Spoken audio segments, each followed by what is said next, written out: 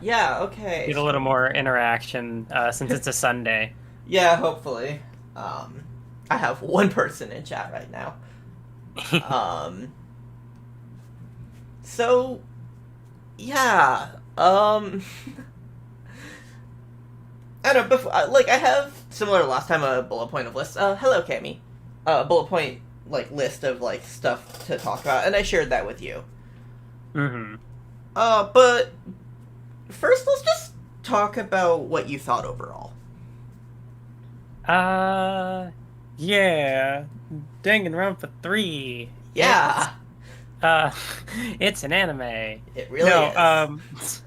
It was, I was going into it with, like, mixed expectations, because you had been telling me that DR3 was mostly good. Chat was telling me DR3 was mostly bad. Uh-huh.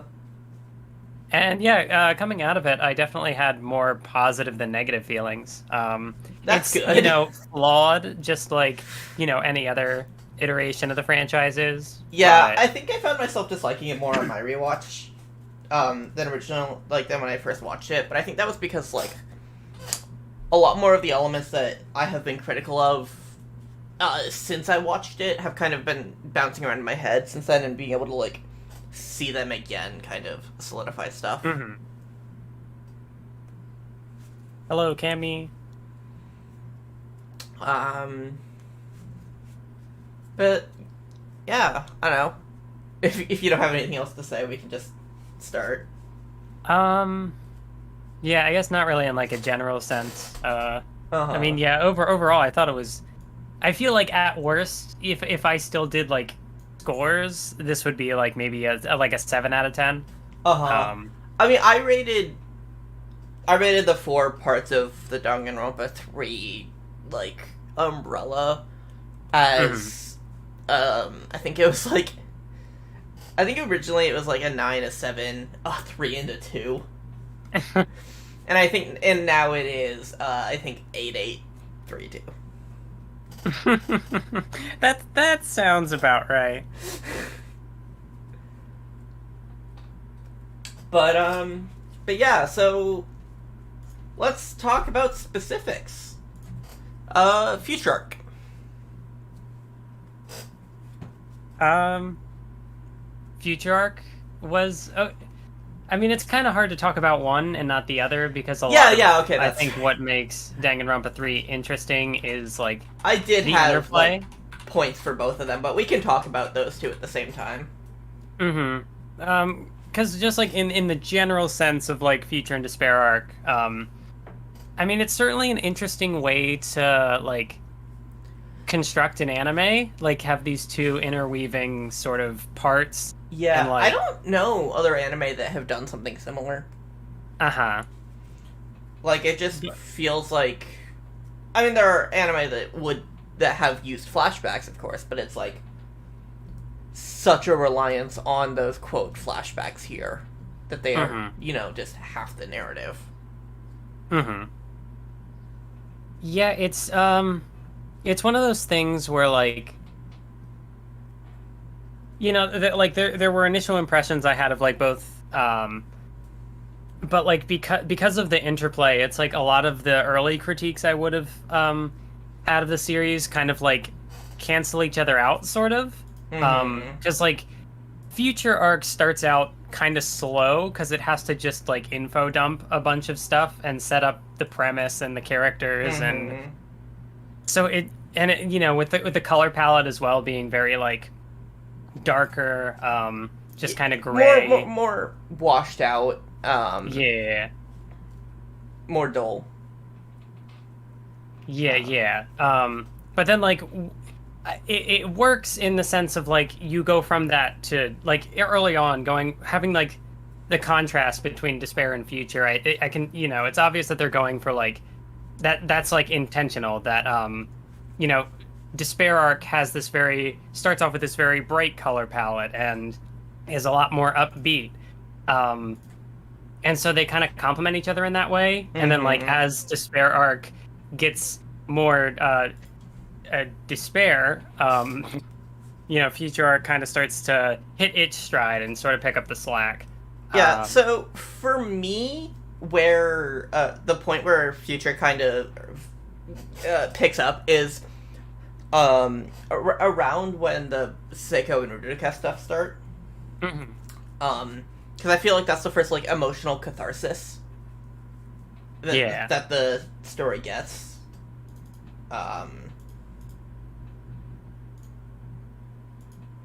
So thoughts there. It was really interesting as well because I have another friend who you know, I do my podcast with, and he's a big fan of Danganronpa and has way back in like 2017 made like a series of videos on, you know, just the Danganronpa franchise in general. And I've kind of like slowly been going through those as I've been like getting context for the franchise. And the Danganronpa 3 video certainly was interesting. I don't because like I can tell he made it in 2017 because it's not written in the style that he would do now. And one of the things that he had mentioned in that video was like those two characters in particular just being like filler and not having character, and I'm like, oh my god, you fool, you fool. No, they are like one of the like driving forces of like I guess like the early to mid part of Future. You know, they like they're obviously not like major players in like the bigger story of the narrative, but they do really you know, they kind of like flesh out that sort of midsection, and yeah, like they have a compelling dynamic contrasting each other. It's cool. Yeah, you know, I don't think I think something with the construction like Danganronpa, you can't really have filler characters. Just because like every character will end up having a purpose, even if that purpose is like to die while doing nothing or to just be there the entire time. But there's always the potential that a character could do something that, like, if a plot thread doesn't seem to be going someplace major, that it can end up doing that, and so on. And so I feel like filler is not really the way to be approaching it. Like, no, yeah, definitely. Like, I can see it if you're going into the series with the perspective of like, I'm not going to like this. And that I can tell that like that's where he came from, and like I've talked to him about it, and he's like, yeah. So maybe at some point I'll rewatch the series with him and just like try to convince him that no, DR3 is good actually.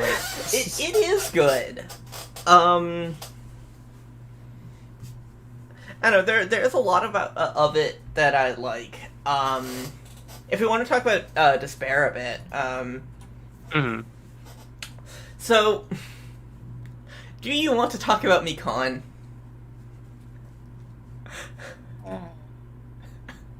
That's where we're gonna start? We started with Seiko and Rudica. I mean, like, that's where we're gonna start with despair with Mikan. I mean, Seiko and Rudica were in despair. We've been talking about both of them. They have an interplay.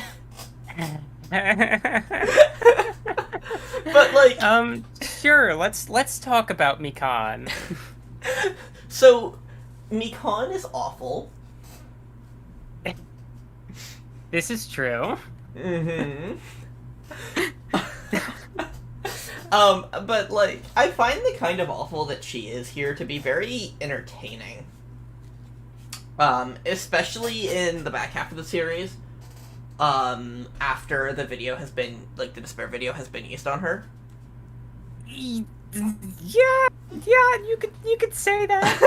Like, we get a glimpse of the Mikan that we saw at the end of, chapter 3 in the second game. She's so fucking horny, though. I don't perceive that. What? I don't know. That's not the thing I focus on when it comes to that. Like, it's there, and it's awful, but everything about her is awful, and that's kind of just what I like about it. See, I did think it was interesting, though. I guess you kind of do get a mix of, like, because, like, Despair Arc sort of has the characters reset from 0, because it takes place before Danganronpa 2. Like, with Mikan in particular, you kind of get to see that, you know, how like in DR2 she similarly has a flip where, she gets her memories back and goes from being like, you know, klutzy girl to more and also just completely unhinged. And it's like, I guess it's interesting to see that play out in the anime as well. And especially like the fucking backstory on Junko being her beloved. Yeah, I don't like that dynamic. I really don't. It makes me uncomfortable. I don't know. It is not a healthy ship dynamic, but it is definitely a ship dynamic. No, yeah, definitely. Yeah, like there are, it's a junk food ship. It's not good, but I do kind of like it. I think, like, the most notable thing that I remember with Mikan, just, like, going through my screen cap folder, is just, like, there's the part with, what's his fuck? The imposter guy. Oh, yeah. Where he just, like, walks up to her and just, like, carries her away, and she's just, like, an utter disaster. And I'm just like, no, stop. You can't do this to me. Yeah, I don't think Shark is here, so thankfully I won't be called Mikan-kin for saying that. Shark, if you're watching this later, go call her a Mikan-Kenny on Twitter. Anyway, actually that makes a good segue. So the other thing about Mikan is that subplot with her, imposter, and animator twink. Yeah! I feel like that's a really interesting thing, too, because it gives us some insight into Mikan's character beyond, like, being, like, a horny klutz. Like, she actually gets to do her, like, nursing things and, like, help people. Yeah, and it's just, like, we also get more insight into Imposter's character. And what they're like. This, DR3 did a lot to, like, endear me to Imposter. Because I think for, like, after you get the reveal in DR2, like, when you first meet the character, you think it's Togami. And it's not until, like, way later that you get the reveal. Mm-hmm. And it's, I guess, at that point, kind of hard to, like, split the difference, like, which is, because, like, it's Imposter acting as Togami, I guess, but it's still, like... But their personality is still very clearly there. Especially, like, definitely. In retrospect, like, seeing what they're like in, V3 is, like... Mm-hmm. Or not V3. DR3. Wait a minute. No, they don't show up in V3.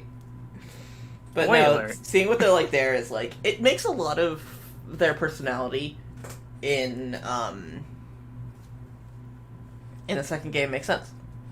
Mm-hmm. They are this protective person who wants to have everyone be safe. Yeah, no, it definitely, I'm trying to, like, there's that one screen cap, where, like, it's, Imposter, like, sitting in the dark, and, Mitarai, like, in the bed, just, like, sitting in the light. I know which one you're talking about. The light in the shadow, and, like, the shadow in the light, and it's a good dynamic. I'm trying to pull it up, but my computer is being fucky. Mm-hmm.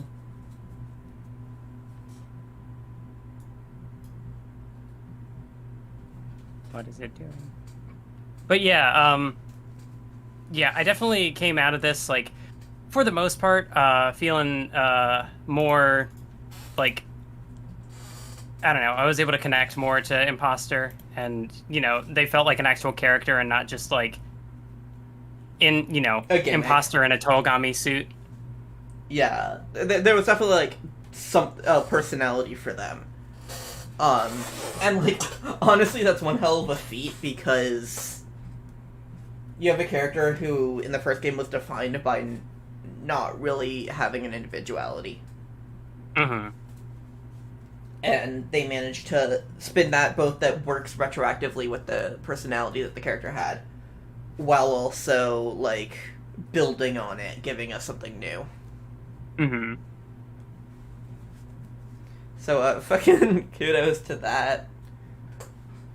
I have a bunch of things, like, later to talk about characters more fully, but that's for the new characters. Actually, let me, like, go check the list.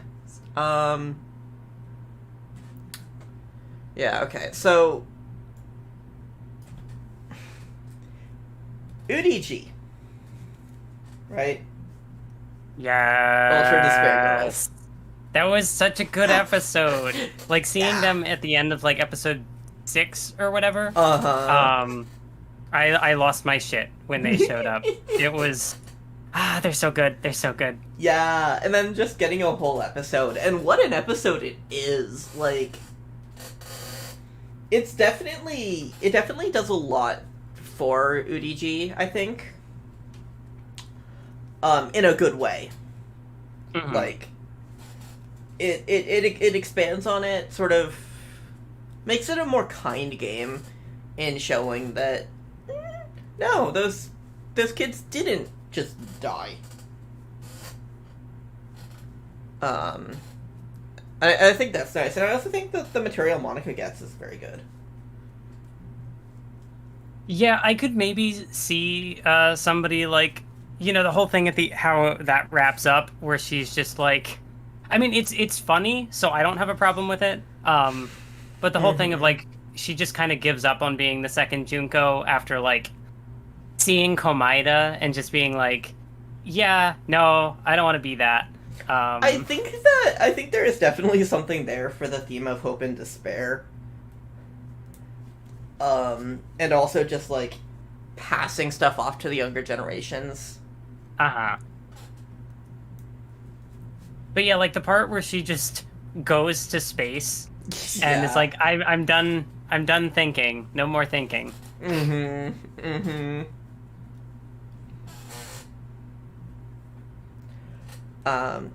What else? I also see in the shot the game girl advance.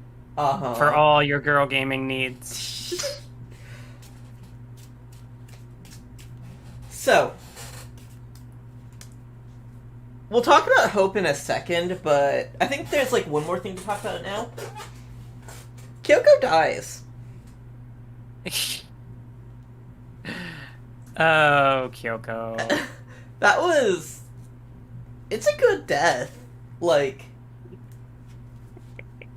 If you're gonna kill sure was. If you're gonna kill a legacy character, like, that's how you do it.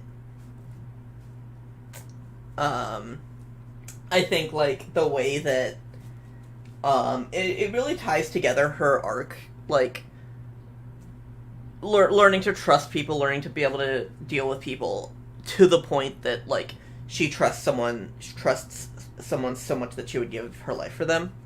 Yeah, no, it is a good sort of evolution on, I guess, her dynamic with Naegi in the first game. You know, that whole thing of trust. And even in the second game, like, you know, because there was a lot of trust to go into the Neo World program at the end. Mm-hmm. That's true, yeah. And so it's just kind of like, this is, like, that last step. It was certainly it felt like a more well-done character death than the Aoi one, which hurt me. But also, like, I guess as far as where they were going to place it, they kind of timed it really well, because it's, like, really early into the series. And, of the 3 characters who return and are involved in the game, it's like, yeah, I bought into it. Like, I'm like, yeah, Aoi would be expendable, and I was very upset and sad. But and also, then she wasn't like, actually dead. Aoi could be expendable, but just, like, she is also a character that people like, so killing her still would be a very shocking moment. Yes. And then it gets revealed that that she's not dead. Because that's just, like, the greatest fucking fake out. Like, And I guess, they do reveal it later that it's like, oh, Monica was just fucking around. yeah. Which is... I certainly, didn't have a problem with the twist, it being, them, not actually going through with her death, because I'm like, no, I like Aoi. Don't. Uh-huh. Hello, Raven Graham. Yeah, hello, Raven Graham. So... From this, let's go to Hope. Ibo. Let's go to Hope arc. Yeah, this is the part certainly where, overall, we might disagree here to some extent. Yeah, we talked about this a little bit. For me, with Hope arc. 1 second, I am getting a call. I need to text them, not right now. Oh.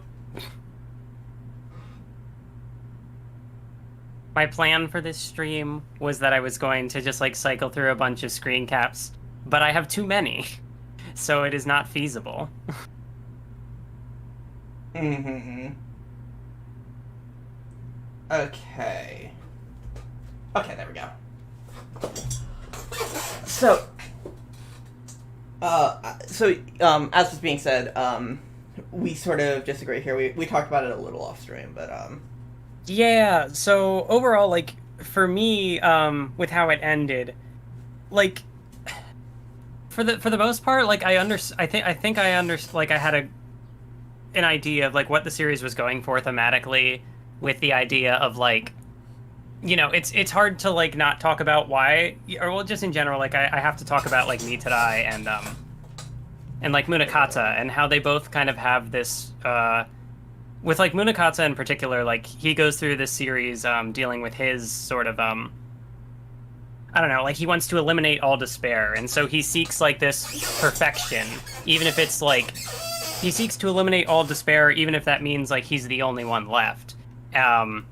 And so it's to show that if you want this perfect world, you will be left with nothing, sort of. Mm-hmm. And with Mitarai, he also tries to do the fucking brainwashing stuff, which is its own thing.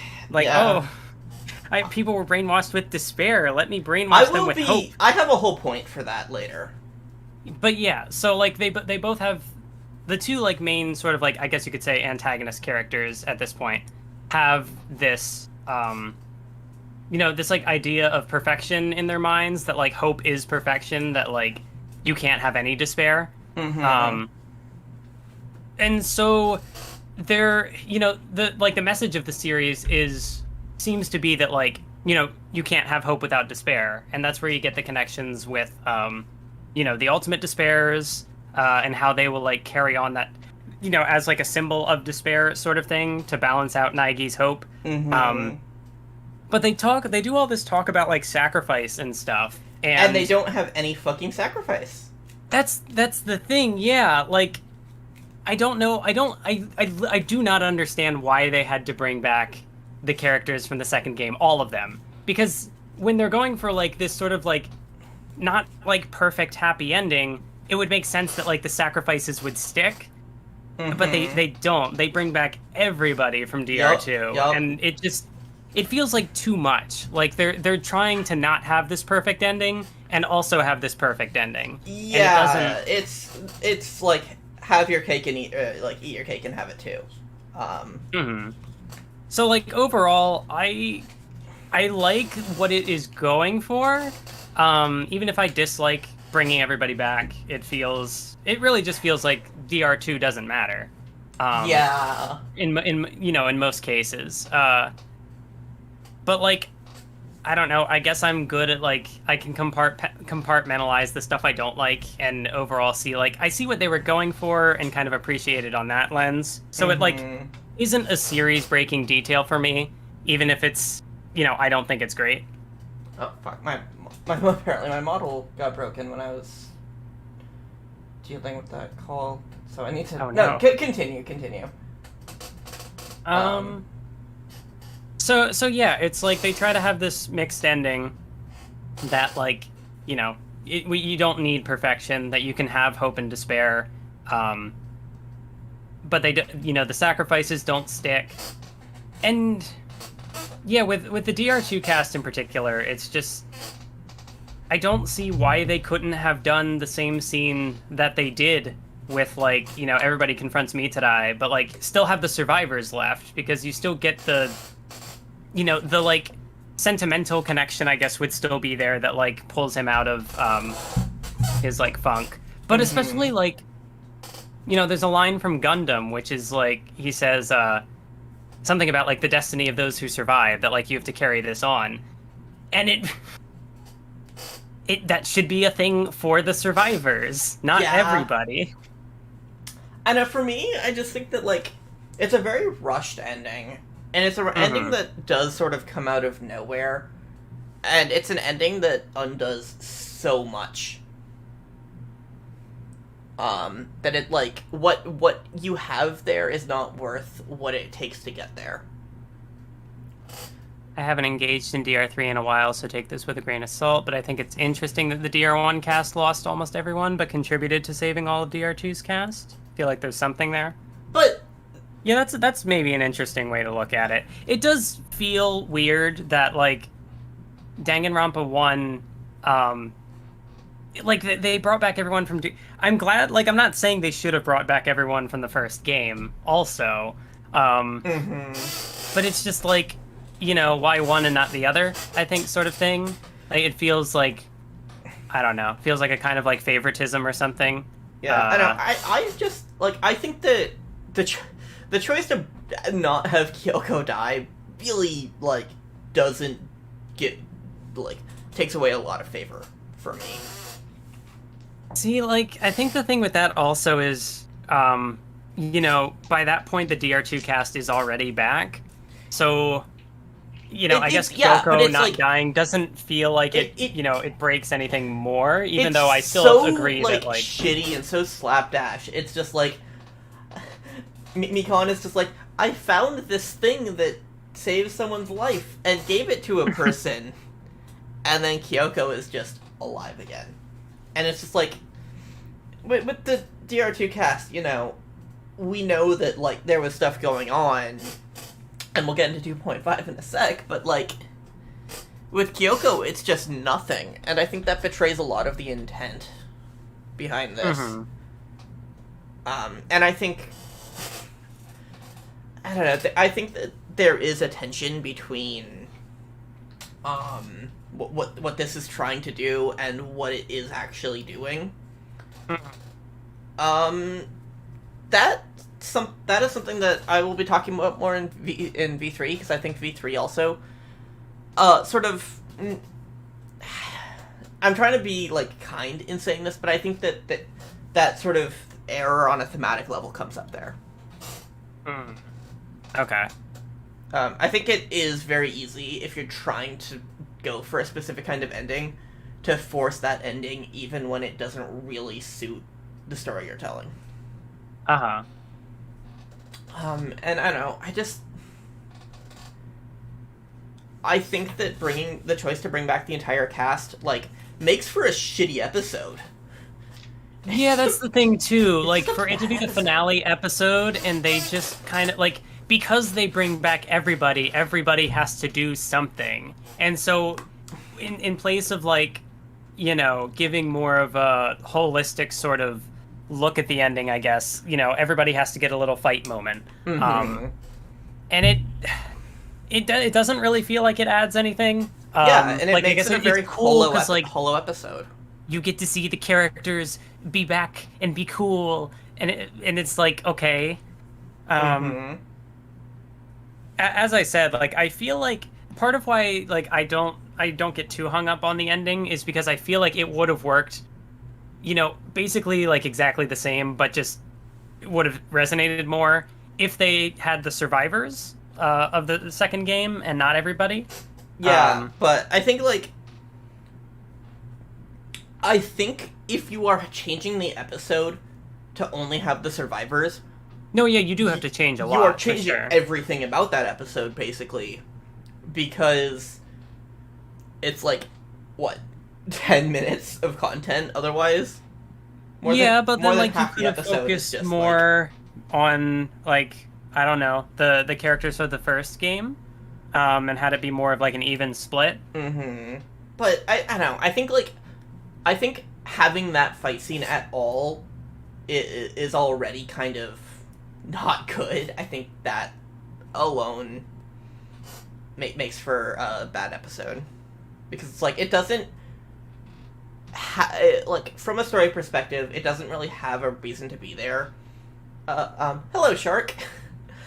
It doesn't really have a reason to be there besides like showing off all of the characters. Yeah, no, yeah. I definitely get what you mean by like it feeling hollow. Like you would have to restructure the episode with because yeah, like everybody has to get something. It can't just be like a couple of meaningful moments. Everybody has to get something. Yeah, and it has to be very equal, which is an issue I have with Despair Arc in general. That like, yeah, it is no very one gets fast. no one gets to shine aside from like a few specific characters chosen by the narrative. Yeah, Despair Arc definitely, I would agree, has some issues in that regard, that like the class is a monolith as opposed to like being a bunch of individual characters.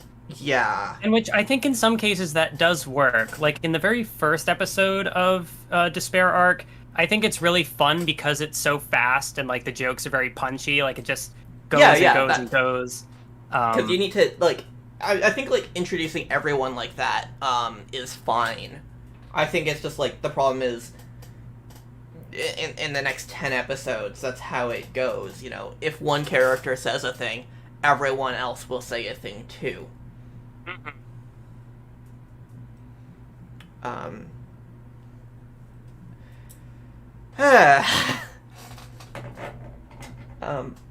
So a couple questions. So a question from chat: why am I wearing Mathwiz on my head? Because Mathwiz is a hat, and I wear hats. Also, yeah, we're already talking about Hope. I recommend going back and checking this stream earlier. I mean, like, I'd imagine we'll kind of, you know, hit some of these points again, because, like, yeah. You know, if we're going to talk about characters, you can't not talk about, like, how they tie in to the... Yeah, that's why I'm kind of show. Fine with going as fast as we are with, like... Because right now we're doing overviews of these arcs. Yeah. Like, we haven't even talked about Juzo. We haven't even talked about Minakata. And there is so much that can be said there. So much that we'll get to that in a bit. The poor DR3 cast, like DR2 gets to come back, but you know, everybody who died in DR3 is just like, oh, sorry, yeah, tough luck. Anyway, before we move on, 2.5. That was 2.5 is it's interesting, like, where I would almost say that you know, like, as far as like the Hope thing, you know, 2.5 was obviously produced on like a separate, it was its own thing. So it would maybe like not be reasonable to say like, oh, well, maybe they could have like written some of that into the last episode sort of deal, or condensed it. But as far as 2.5, you know, as you said, like, Despair Arc does kind of like breeze through a lot of characters. It goes through everything very fast. And 2.5 kind of gets around that by choosing like a select couple of characters and focusing on them. Like, the first time I watched 2.5, I was seeing red the entire time, so I couldn't really take in any of the specific content of it. But on rewatch, being more kind to it, I definitely felt like, even if it didn't focus on characters I liked, I thought that, like, the way it was just focusing on them was a very good thing.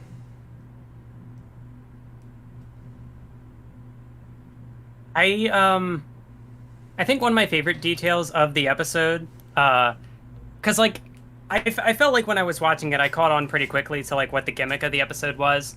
Because, like, well, for one thing, Komaeda is just the unluckiest boy in the world, because, of course, that's how he perceives himself. But then also when Naigi shows up, and he's just like, I'm the cool guy. Oh, I get the girl. It's like, yeah, Komaeda would see him that way. That makes sense. Uh-huh. Also, I'm pretty sure that, like, Megumi Ogata was just, like, using her Komaeda voice for Naegi there. It sounded, like, very, like... It didn't sound like Naegi. He sounded, like, too confident and too, just... confident Naegi is just, like, a completely different thing. So... No, here he was, like, a stud. And it's like, that's not Naegi. Yeah, like, Naegi with confidence is so different from, like, actual Naegi. And even, like, the shot where Komaeda just, like, sees himself as, like, I'm just, they use the same sort of, like, texture that they do for the background characters with him. There's a lot of fun things about 2.5. Yeah, You almost certainly missed it. But that one, background that's, like, Makoto and Sayaka and, like, the Urichi You think kids. I missed it? I have it on screen right now. Fucking Ryoko and Matsuda and Madarai in the background there is, like, it's so indulgent, and, like, I appreciate that. Me, who hasn't read Danganronpa 0 with no clue who these are. Yeah, we talked about that. It's like... But otherwise, it's just like, I don't know. It's the story of how everyone became fine and undied. Yeah, like, Kamakura, Hajime going back into the, like... I think that was what, like, sealed it, was when, like, he came back and he has all the cubes around him. And it's like, oh, okay, they're just in the game world, and this is Komaeda's... It's also tough with, like, restructuring the ending, because if Komaeda doesn't live, you have to pick a different character to do the perspective from, and, like, no one is as popular as Komaeda. Yeah. So I could maybe see that from, like, a marketing sort of thing. But this was made after the fact.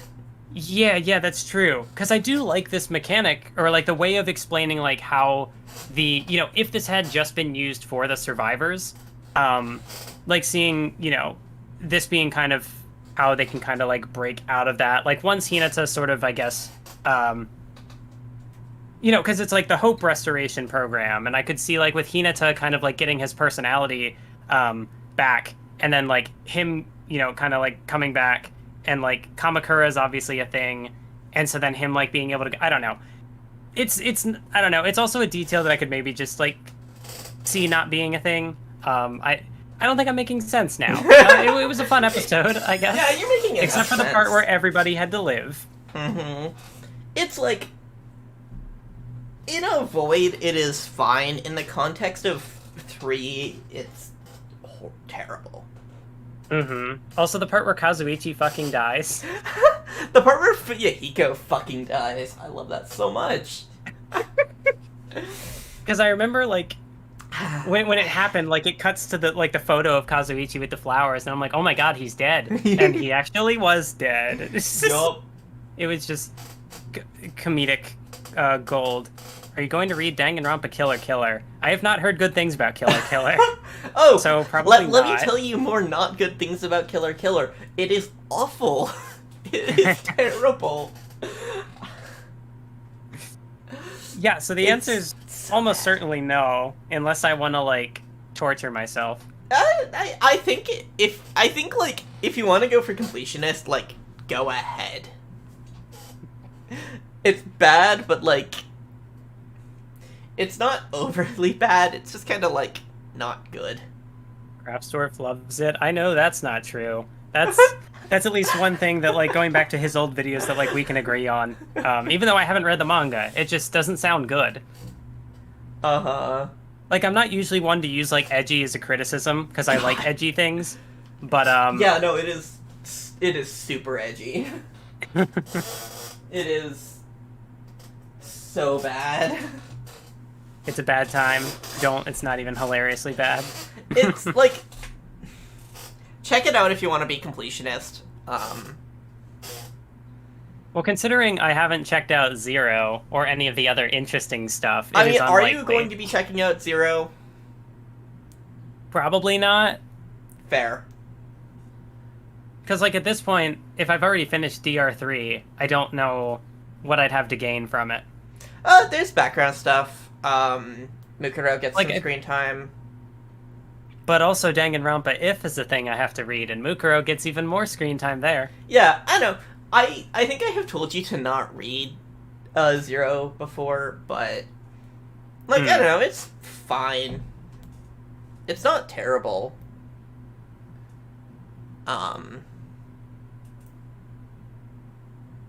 Yeah. Wow, we were talking about 2.5 there, and we got really off topic. Komaeda Gun. Consider Komaeda Gun. We got that twice, actually. Once in Despair Arc, and once in 2.5. Uh-huh. Killer Killer sounds like something I would read because it's edgy and I love edgy media, and then regret it a lot. Yeah, you would regret it. Don't recommend checking it out. So... Also, Komaeda with the fucking robot arm. Oh god, that was awful. Why? That was so bad. Why I'm couldn't he just have the back up to Juco hope hand? for that. Like, what a way to, like... You're really, like, saying, like...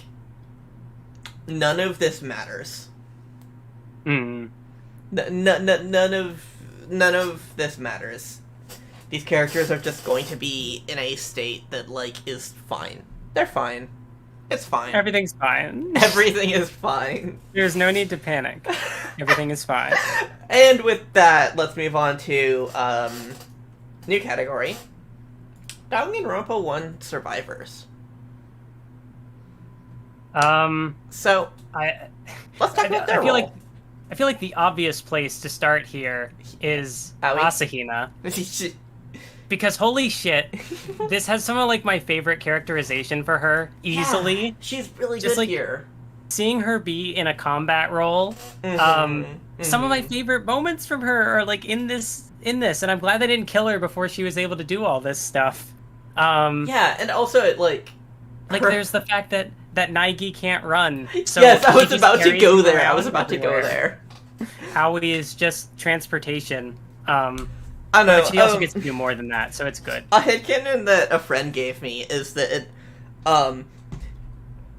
keep in mind that this is explicitly a ship headcanon, but after the final killing game, Aoi is traumatized and thus insists on carrying Makoto and Kyoko on her back everywhere.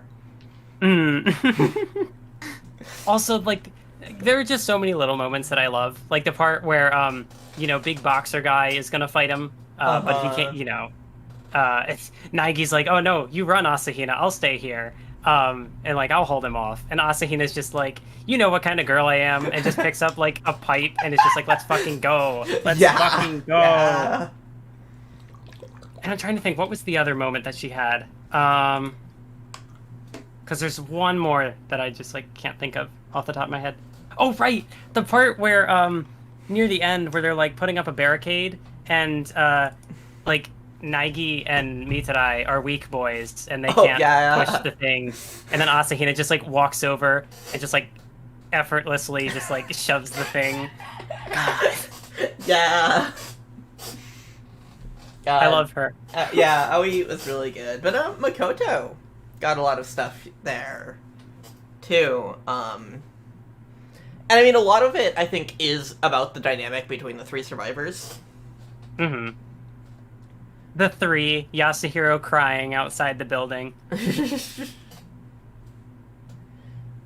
DR3 really cemented my appreciation for Aoi. Yes. Yeah. But... like, she is the character who I think thrives the most in this kind of environment. Yeah. A lot more of, like, an active death game. But I think Makoto gets some really good stuff. More on the thematic end, because his whole thing is a tension with Minakata. Yeah. And, like, what we get there is very interesting. Mm-hmm. Yeah. I guess...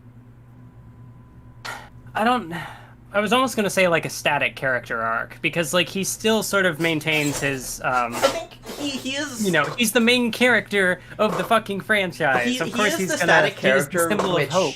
He is the static character, which everything else is bounced off of here. He's already had his arc. Yeah. His arc was in the first game, and then the second game we see him come back and like he is now in that role. And you know, off-screen development happened, and now he's just like, you know, not like super capable of being in that role, but like he has grown into it. And he doesn't need more development than that, you know, like he'll grow into that role in time, but he works well, like definitely as a point of contrast for somebody like Munakata, and as well a bit for Mitarai as well. Although I do think it's you know, the anime spends a lot more time with Munakata than it does on Mitarai. Which I think as far as like Mitarai's thing feels so out of nowhere. Yeah, we'll get to Mitarai though. But like with Munakata, yeah, I don't know. Like Naegi bounces off of him really well, and he's I don't know. Like Naigi's good here. There's I don't feel like there's a ton that I can think of to say about him. Yeah, and I at think this point, I think Kyoko gets good stuff with her death. I think like her plus Koichi like also is a very good arc. Wait, her plus who? Koichi. Never mind. I know. Yeah, that's the guy with the hat, right? The day drinking teacher. Yes. The fucking trash bag with a heart of gold. I love Munakata thematically. His ideals against Makoto's are great. Yes. Yeah, Munakata is interesting. We can talk more about Munakata in a second, because there's more to say about him. I'm trying to find the screen cap of like the two just like standing across from each other, and it's like 5'11" versus 6 foot. Although I'm trying to. It was actually I remember you like telling me this off stream. Here it is. Here's the screen cap. Just like he is exactly as tall. Well, I believe you had said that he is exactly as tall as Togami. Oh, so, yeah. Like, when I look at the screen cap of those two, I'm just like pretending that like Togami is there, and it's like Naigami moment. Everything is a Naigami moment. Also, like, I know I'm going off topic now, but like immediately when Togami showed up and like was talking to Naegi on the computer, it was a Naigami moment. God. Moving on. Oh, and the part, you know, we'll just cover Togami here because he doesn't do a whole lot. Right, he's but also the part a survivor. Where he comes back, like at the very end. This is a good thing about Hope episode actually. He says that he gives Naegi half of his troops, and my reaction was like, oh, cool, they have kids now. God. I can't believe how thoroughly Naigami has like corrupted you.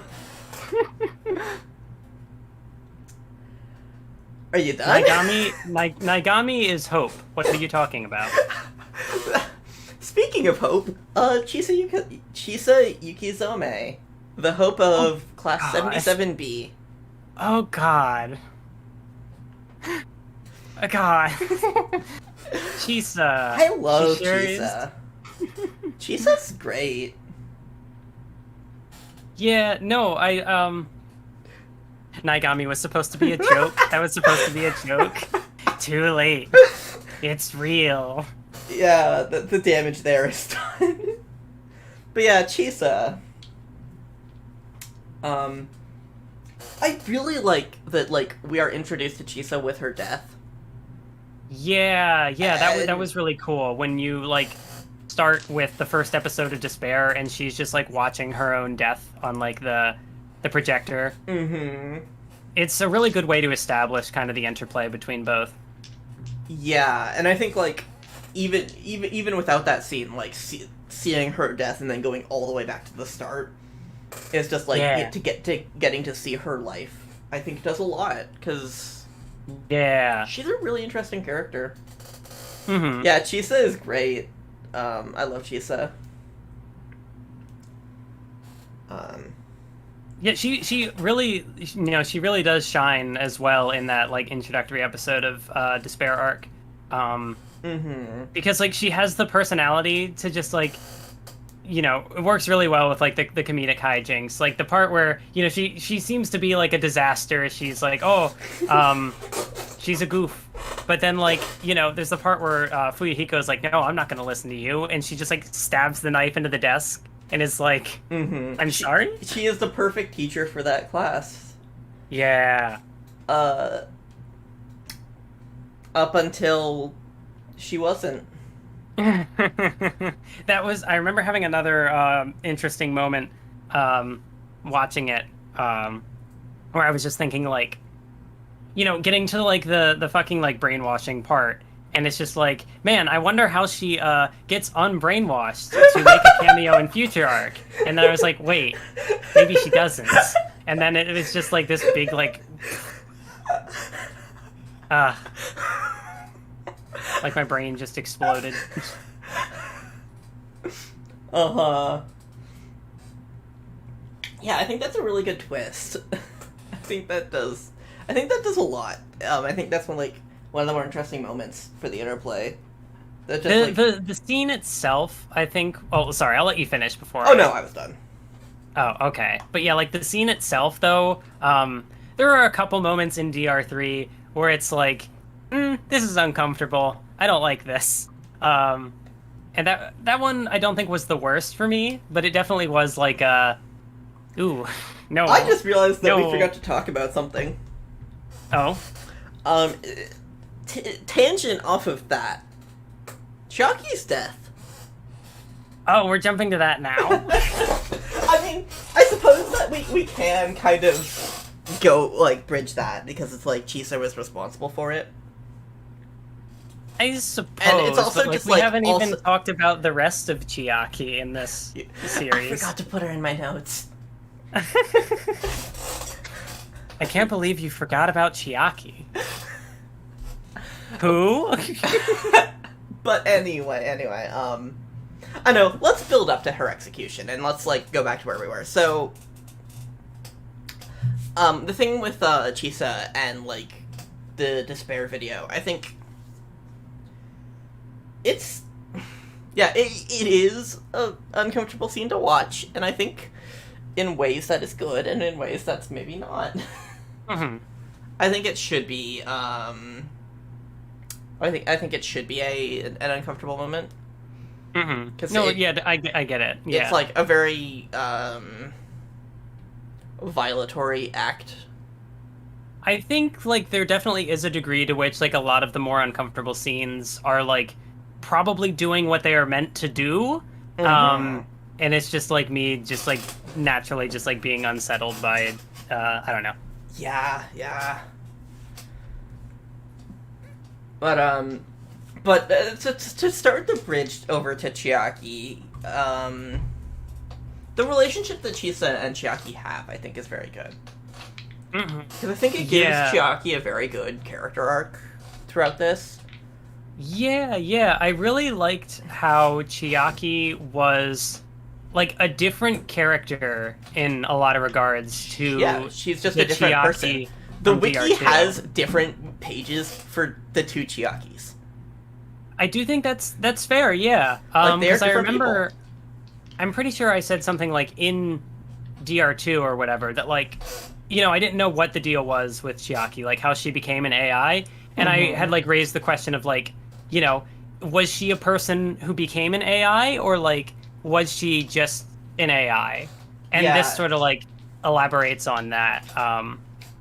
I do think she's really interesting, like, in this arc, because, like, she's just, like, an awkward girl who just, like, wants to, like, be friends with people. She's not just a gamer girl, But she is a gamer girl. She makes friends with people through games. Yeah, and I thought that was nice, and just, like, getting to see her connecting that way. Also, like, the stuff with her and Hinata early on, definitely, like, made me appreciate their dynamic more. Yeah. I don't know. think it was Shark who was like really vouching for that ship. Well, I didn't even mean necessarily like as a ship, but also like, you know, kind of as a ship, I guess. I don't know. I mean, however you want to read their it. dynamic does like work platonically or as or romantically, and I do like it. You know, I don't ship it, but I like it. The part where Chiaki's playing her game and Chisa just like picks her up over her shoulder. Yeah, that was good.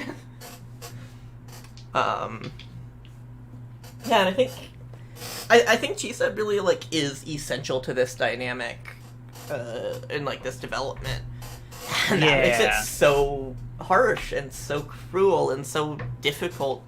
Yeah, when Chisa betrays her, especially considering that like, you know, as far as like the school theme goes, like Danganronpa 2, the cast being kind of like, you know, they are the dropouts, they are the neglected, the people who don't like, I guess, fit the mold of society or whatever. Mm-hmm. And so like seeing Chisa kind of like, she is this kind of person who is able to like reach out to all of them kind of on an individual level. Yeah, and, yeah. She took the deadbeats and like actually made them into a group.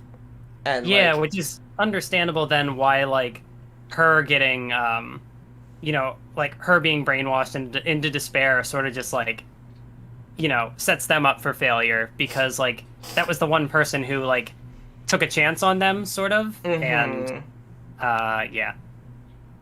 And I don't know, I think it's very, I think it works well. I don't know where it's going with that. So then Chiaki's execution. Time to talk about that. I have moved this, like, I wasn't sure how I was going to handle my screen caps, so I just, like, moved them away, because I didn't want to show it on stream. Uh-huh. Like, so I watched it for the first time, and was just kind of, like, numb through the whole thing. That happens, yeah. And then, like, I went back for it, for, like, screen caps, and, I'm sorry. Like, it was really upsetting. Like, I actually ended up like crying, because it is so brutal, and it's not fantastical in any way. There's no real like. Yeah, it really feels like a test run on executions. That like, Junko would look at this and think like, it's painful enough, but I need to make it more entertaining. And like Kanahana's voice acting sells it. Just like the desperation that. And. It's very, like, evocative of pain, too, because it's all very mundane kind of things. Like, the most fantastical, like, as you said, it's not very fantastical, the most fantastical element is getting crushed by a boulder. Yeah. But it's like, I can imagine my body getting stabbed. Like, just all the way through. That would be fucking painful. I've been hit in the face with heavy objects. It fucking hurts. And... You know, it's very constructed in a way that you can sympathize with what's happening. That was the one part where, like, I understand that it's doing what, like, they want it to do. Like, it is supposed to... this is, like, the moment that, like, pushes the DR2 cast into despair. So, like, it really sells it. But to me, like... You know, so it's not even saying that, like, my gripes with it aren't necessarily as, like, oh, they shouldn't have done this. But to me, it just felt like especially, like, mean-spirited and just brutal. I'm not going to disagree with that, but I think it is the whole second half of the episode was just that. It is not a scene I don't think I'll be rewatching that scene anytime soon. No, I'm not going to disagree with, like, it being mean-spirited, but I think it's mean-spirited in a very calculated way that works. I'm a big fan of that scene. It's the kind of scene where, like, I can appreciate it conceptually. Don't need to experience it again for myself. Yeah, it's... I don't know. It's rough. Yeah, and, like, the part afterwards, too, where she is, like, still... she's, like, still trying to, like, reach out to Hinata through Kamakura. And it's just like, why? Why did you do this? It's just endless suffering. Yeah. Izuru just looking at Chiaki in the end makes me want to cry. It's her like reaching out and him just like not responding. So, moving on, Munakata. We've already brushed up against a lot of Munakata stuff already. Because a lot of his stuff. This fucking dude. Basically, everything he gets is through other characters, mostly Makoto. Yeah, him and his fucking fire sword. Yeah. And when he, like, after he fights, the leader guy and takes, like, Seiko's, like, strength stuff and gets, like, the black eye, and he's just, like, I don't know. In a sense, like, he almost felt like a character from a different series. He almost didn't feel like a Danganronpa character. Yeah. But I think it works for, like, what DR3 does in its own right. Because, like, it is a more... DR3. It being an anime, there's a lot more room to have, like, action scenes. And so having this sort of, like, Avenger, like, assailant character kind of works. Mm-hmm. For the majority of the series, I did not connect with him. And I thought, like, if the series was going to drop the ball anywhere, it was going to be with him. But it picks him up at the end, because it's really, like, towards the end is where he, and Juso, who we'll talk about next, where they sort of get, everything. Yeah, it does come together with him well, because as I kind of said earlier, I feel like a lot of the, like, thematic weight of DR3, relies on him. Mm-hmm. This whole thing that, like, he will eliminate all despair, and so, like, even if there's nothing left, even if he's the only one left, he'll even, like, kill his friends or whatever, or, like, try to, because he did, like, stab the other guy at one point. Yeah.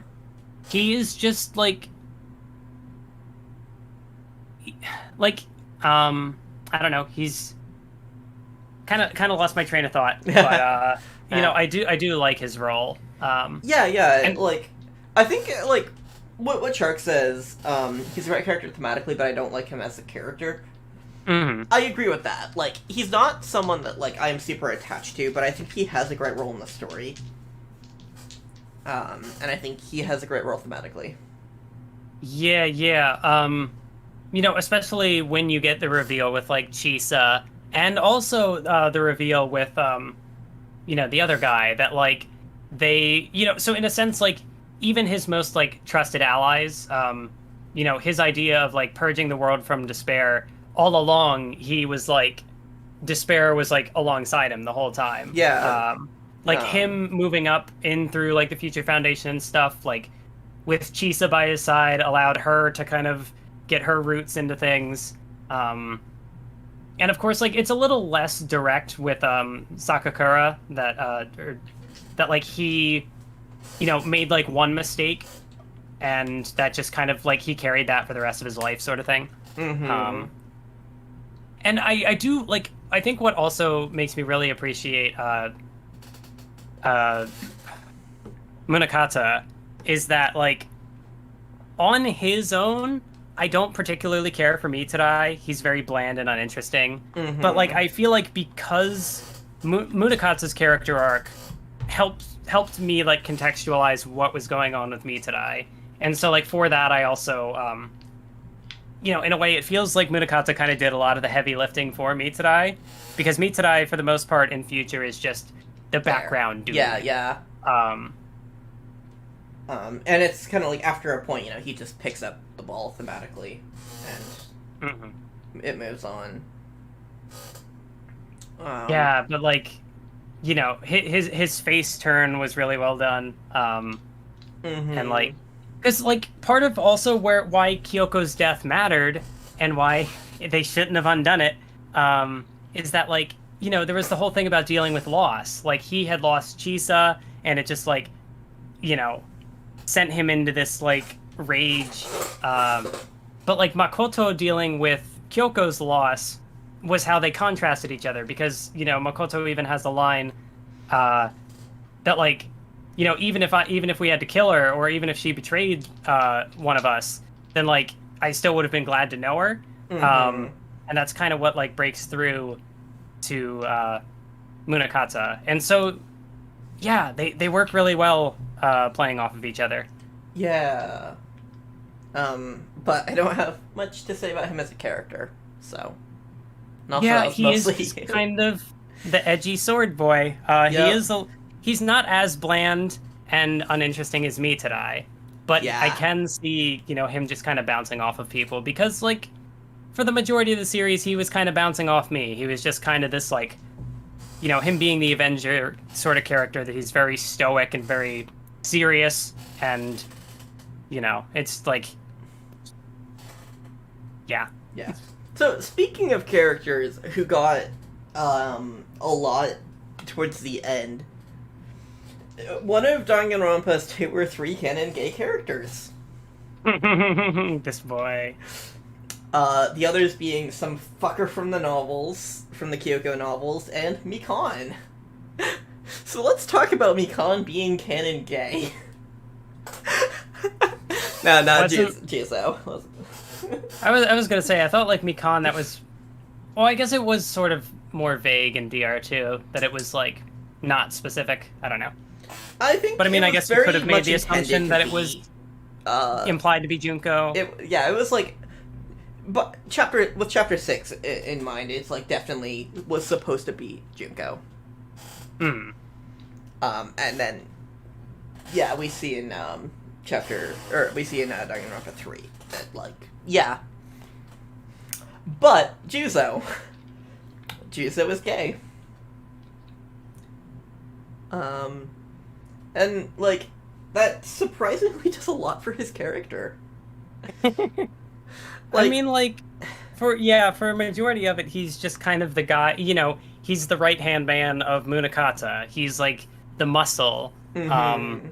And, like, between, like, Future and Despair arc, you see him beating people up, beating students up, beating up a lot of kids.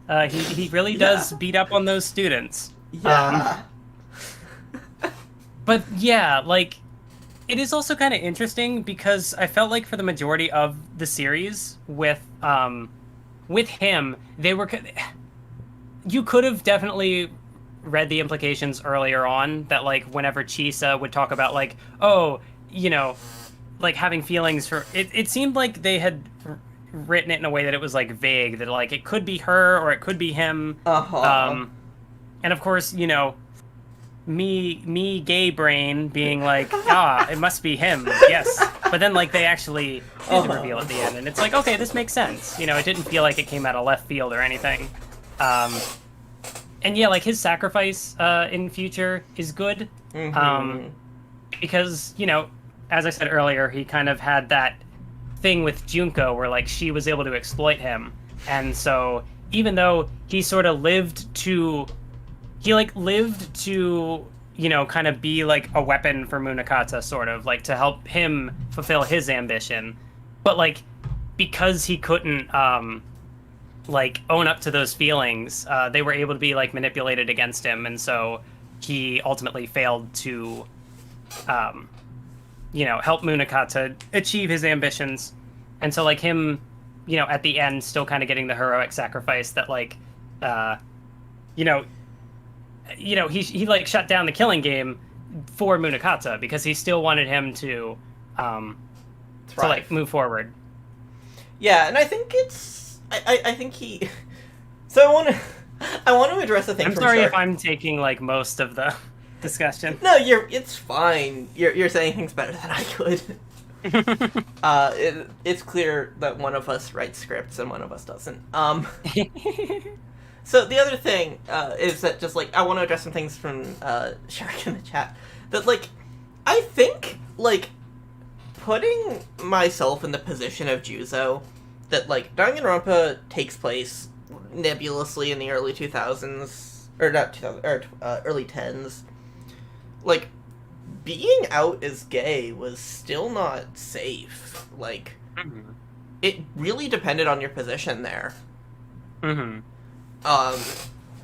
So it's like, I can imagine a gay man being like, either he like helps Junko or his life ends. And yeah, that's also the thing. Like him wanting to like serve Munakata, that could have potentially like all. I guess it's also like tying into the trust stuff. Like he didn't trust that, Munakata would be okay with that, maybe, or yeah, like we don't know what Munakata thinks of gay people. And I think regardless it would be different because it's like not just not just your best friend is gay, but like your best friend is in love with you. So yeah, I think it like makes sense that is what would that would be such a motivation to him. Yeah, Juzo's just really good. I think like on rewatch, I was like really able to like pay attention to him with like context now, and like a lot of stuff just clicked, and I get it, and like he's good. Yeah, he's definitely another character that clicked into place at the very end.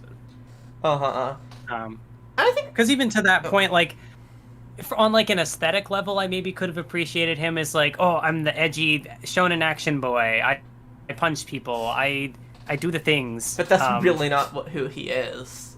Yeah. But yeah, I don't know. I think he's good. I just find it funny that that's one of the plot points they're using as a reason why the world is ending. I mean, I guess. I mean, I think it worked because like even there were like a number of factors. No like, it one wasn't just person him. could have like stopped what was happening. I could maybe see though that like in the sense of like DR3 maybe like it spends Despair Arc in particular spends a lot of time explaining a lot of the mysteries established in the first two games that maybe didn't need to be explained. Some of them get explained in Danganronpa 0, TBH. Oh, I guess that's fair. But also, like seeing Junko's rise to power and stuff, and like all the deliberate little things. Yeah, you get to see more of that in Danganronpa 0. Like the parade comes up there a lot, and such. Oh, okay. And so this is more like showing that in a more like broad sense than just like a glimpse that you get in the book. Yeah. So I guess this is where me not having the context of Danganronpa 0, there are things I don't get. Yeah, I mean, I think that's fair. But it also not just everyone kind of read it. Yeah, it also just kind of is like, if DR3 goes over a lot of the things that that Danganronpa 0 does, then it's like, oh, maybe I don't have to read it after all. Fair enough. There is some stuff that doesn't come up there. They each have stuff that's like unique to them, but yeah. Juzo always felt very relatable to me. His storyline hits annoyingly close to home. Yeah, I think he's a good character. Yeah, and I can imagine, like, in my experience being gay, like, I was thankfully privileged enough to not have to be closeted very much, but I can imagine if that was, like, a thing I had to live with, that, like, that could hit home a lot more. It was nice to see Danganronpa do a gay character that wasn't, like, well, yeah, that wasn't Mikan, sure. But, it didn't feel mean-spirited the way that it was integrated. Yeah, and it also just was actually something, because, like, you have, like, Hyoko and Mahiru, and, in V3 we'll have Himeko and Tenko, but that feels very different. That feels more in line with the, like, sort of, like, we will, like, hint at these relationships, but don't get your hopes up Whereas, for like, anything. Danganronpa 3 was, like, an anime, it was its own story, self-contained in that way, as opposed to, like, a video game where, like, people are, getting to see these characters and, like, more actively getting to, like, see these characters. Yeah, I think so it's maybe also there just is a more of different the room approach. to... Yeah. Yeah. Because, like, I think Danganronpa 3 was made less with courting the fandom in mind. And I think it was just intended to be, like, let's finish the story, compared to, like, here are, like, characters like them. Here are reasons why you should like them. Here are the, like, 6 characters that you can ship this one character with. Have fun. And stuff like that. And it's like, relationships will be heavily hinted at, but, it never goes anywhere. I know. We just got very off topic. Okay, so that's I thought it was decently on topic. Fair enough. So that's it for Juzo. Seiko and Rurika. We already talked about them a bit early on. Yeah, their episodes were kind of like the earliest, where the series, like, that's definitely where Future Arc starts to pick up. I still think episode 5 of Future Arc is, like, the best episode in Danganronpa 3. Just, I really like these two. I think that their story, really does good. Showing, like, I don't know, not just how two good friends can get torn apart, but, like, a look into abuse. Like, Rurika was just an abuser. Yeah. I think it works well on like a I guess I don't know how, like, maybe like in a general sense, like the thematic stuff of DR3 hasn't like fully clicked with me, but in terms of like just those two in particular, I did really like the dynamic of the character who is like self-sacrificing and like wants to help people to the point that, she is like used and someone takes advantage of her, contrasted against like the character who the selfish bitch. Well, she has like trust issues too. It's kind of set in at like the end, like right before her death, that she even like betrays her boyfriend. And so like she's afraid of people betraying her, and so like the thing of Seiko not recognizing her talent because like she couldn't eat her candy. She could just make sugar-free sweets. That's true. Rurika, it would have been so fucking easy. God, everyone brings that up. Because it is just like...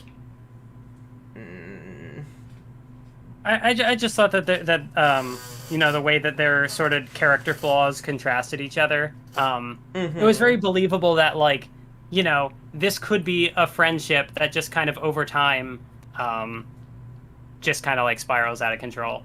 Yeah, it feels very grounded, and I get why like a lot of people might not like Rurika, or not dislike her, but like might like react poorly to Rurika because like she is a kind of awful that you can just find in the real world. She's just kind of shitty and bitchy and unpleasant. And people are like that. And I think it works. I really like her because I really like awful characters. Yeah, definitely one of the highlights for me. But I don't know. Your mileage may vary. I don't think I've really like considered what's my favorite episode in the series, or like what is like who my favorite of the new characters are, but they're definitely good, and their episode was very good. It was a good, as I said, it was a good point for the conflict of Future Arc to really kind of hit its stride and pick up the pace. Which was also sort of coincidentally where it felt like Despair Arc was starting to go off the rails. Yeah, that's when Junko shows up. Anyway, moving on. One last thing. Seiko and Rurika should kiss. So, other new characters. Oh, right. Before we forget, Rurika's boyfriend, he was there. He sure was there. Other new characters. He can fall into that category. Oh, definitely was there. Do you have any thoughts on Tengen? See, like, Tengon is another character where he got a reveal late into the game that changes a lot. I don't really know what to think about him from, like, the plot perspective. He definitely lived and then died. Yeah, he reminded me, this also being kind of like the action setting, him just being kind of like the badass old guy trope. That was, I guess, kind of neat. But, yeah, he definitely, like, even if I might not be able to definitively say, like, what my favorite of the new characters are, I can definitively say that he is one of the lesser interesting. I need to go pull up a list of who all the new characters were. While I do that, Gekugahara. Yeah, she sure was there, but not actually. I love Gekugahara, and it's such a shame that she's not real. Yeah, the design for the character is so good. And especially, like, you know, they also kind of work it in a way that they get to tie Monomi into things. That's cool. Although I don't fucking know why they had to do the same bit where, like, she shows up as Usami and then, like, Monokuma barely even does anything in this. Yeah. But, like, no, we still need to have Monokuma turn Usami into Monomi because marketing. Yeah, marketing. I don't know. I know. I It's really not like funny. I really like Gekugahara, and I think a lot of it is just off the back of her design and the fact that she is a disabled character. And I really like to imagine what, you know, the actual Gekugahara would be like as this, like, disabled character, because, like, she's kind of the only disabled character in Danganronpa, and, you know, coming off of 1 week of where I couldn't stream much because of disabilities, and spoilers for my schedule, it's gonna be another light week coming up. But it's like, you know, it's nice to see disabled characters in fiction. So I appreciated that. Yeah, like, it's good on that level. I think... I was just gonna say, like, she plays well into the cast as well, of just, like, you know, everybody's kind of got their own distinct things going on. And I forget, what was her talent? Therapist. Ultimate therapist. I don't know, that's interesting. Yeah. It gives us insight into the fact that, like, she was one of the people responsible for the Neo World program. Oh, that's right, yeah. And, you know, I like to imagine what she's like. I like her. I like her more than she deserves. Yeah, because obviously there is the reveal with Monica that, she, like, especially at the end, where, like, Monica, before she goes off to space, says about, like, oh, like, I'm not the mastermind, but she's and she's still kind of did saying, just like, kill, Gekugahara. Yeah, so it's definitely not, like, a redemption arc for Monica. It's like, you know, maybe the first step in a redemption arc.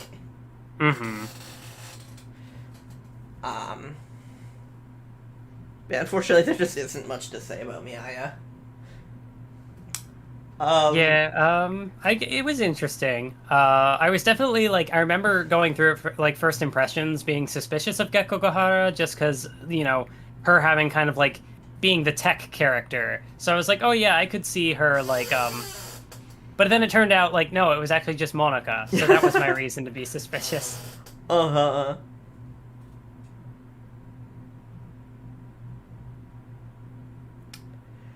Talking about Monica, was it only in the fansub I watched that she said, Miss Nagito turned me into a woman? I don't remember that line, but I have terrible memory, so. Let me double check. I don't think that's how she said it, but also, like, that sounds like a thing she would say. Do you have any, okay, mister. See, that makes it much more, yeah, I think I remember. Oh, I didn't even right realize that it said miss and not mister. Yeah, no, saying miss was like, What's up with that? Anyway, gonna just fire through some characters now. Do you have any thoughts on Daisaku Bandai? He existed. He sure did exist. I know that he is voiced by. It was pointed out to me that he's voiced by like the cat from Fairy Tail, Kagura from Gintama. And it's like, okay, cool. I recognize the voice.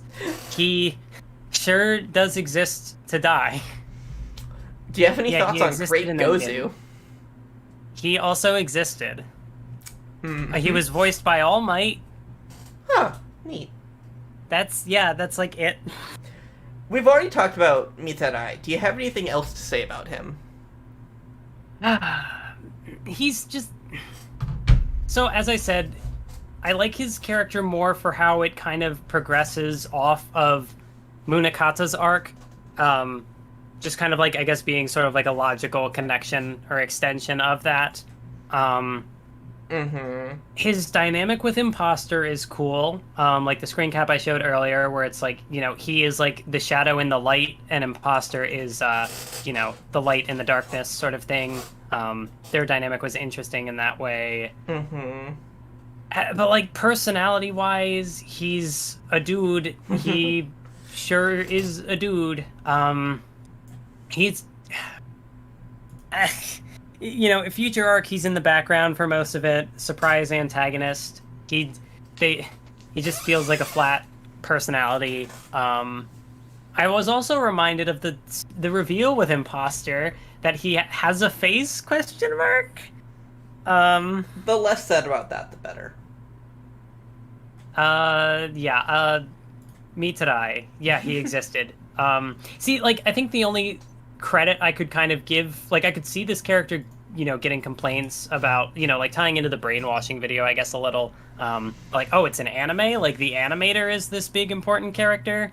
I think in that sense, DR3 specifically being an anime in this franchise that is mostly told through, like, the visual novel format, I understand on that level, like, him being an important character because, you know, Danganronpa is meta and will play with like the media that it's working with and like the storytelling format. So that's kind of cool. That is maybe the most sort of like charitable thing I can say about me today.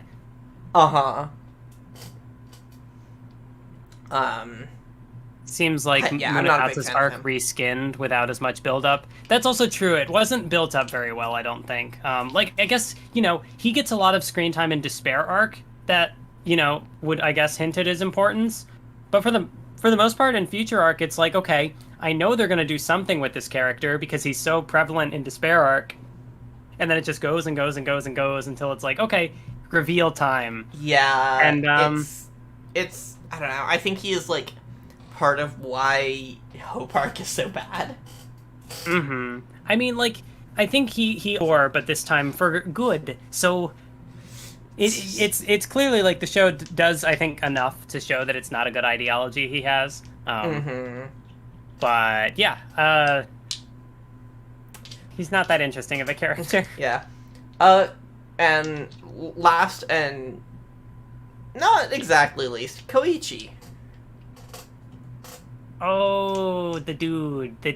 He had a good death scene. Yeah, I think he has some good scenes. Yeah, like, I would maybe have to rewatch the series to, like, see if I could find anything more out of his character. You can pick up stuff in retrospect, knowing that, like, you know, he was trying to protect Kyoko the whole time and stuff. Yeah. And, like, his relationship with Jin. But that's kind of it. There's not a lot to him. Yeah, his death scene was really well done. That's the most I remember about him. Yeah, that's what most people remember about him, if anything. So he's on like the upper, like the gooder range of exists. Yeah. So I forgot that UDG was a thing in here. We already talked about UDG. I mean, yeah. We already did that. It was good. It was good. It was really just like fan service, but it was good. Yeah, it makes, I think it makes UDG better in retrospect. But I don't know. Yeah, like I don't really know what to make of the kids surviving, but also the show doesn't spend much time on it. So that's kind of as much as I care to think about it. Mm-hmm. Yeah. We already talked about this. There was already a point where I was like, let's talk about UDG. I just remember him being the cool guy with a hat, just like Ran is now the cool fish with a Mathwiz hat. Right, yeah, I have... did you see that? Oh, yeah. But, like, I'm just gonna fucking send, like, a screen cap from my stream on Discord. Okay, also, can we talk about the fact, so when they first showed up in episode 6, I wasn't sure if they were going to get more screen time than that. So I, Oh boy. I, had there's this scene that, my mouse disappeared. What the fuck is going on? Oh no.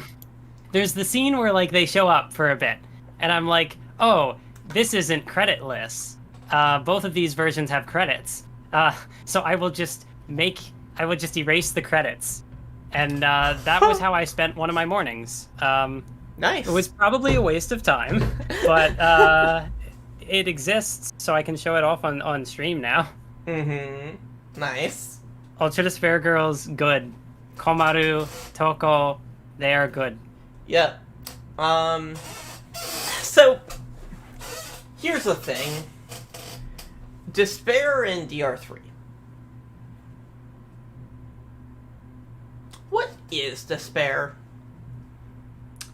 What does despair mean? How do I bring my fucking mouse back? This is weird. Does despair mean anything? Despair. Just like, what does despair mean? I mean, I don't think it's, like, meaningless. As you know, I kind of gave most of my case for it that, you know, a lot of... Yeah, this is something we've been talking about throughout. In the very abstract sense of, like, you can't, like, you know, is it, you know, if you see it as, like, the, like, optimism, pessimism, or, like, good and evil sort of stuff, like, there's a lot of vagueness to it, but in the sense of, like, you know, as they kind of describe it, you can't have, like, you can't have hope without despair. And, you know, that's the thing I do like about the ending, that the characters who... If it wasn't literally the whole cast of DR2, if it was just, like, the survivors, you know, having these characters sort of, like, embody this despair, I see, like, how that as, like, a concept for, you know, like, you can't only have good in life, or you can't only have, like, the positive. There's always gonna kind of be, you know, you have to be able to, like, confront that negativity or... whatever have you, that despair, to, like, have hope. Like, that is where you find hope, like, by overcoming despair, and it's, I don't know. I think a lot of the characters work with it in interesting enough ways that, you know, I don't really have a problem with it. Like, Yeah, I remember you mentioning, I think, in one of our chats that, like, you know, an uncharitable way to read it would be like, hope is despair and despair is hope. Yeah, there is no fucking difference between the two, and like I don't fully subscribe to that, but I do think it, like, I think you get something good out of it, but at the same time it does kind of just, like, muddy the waters so much that it's kind of like, these words you're saying don't really mean anything anymore. Like, we kind of have moved on from what it was in the first game. And it's less, like, kind of like, it's saying good things, it's just kind of really weird.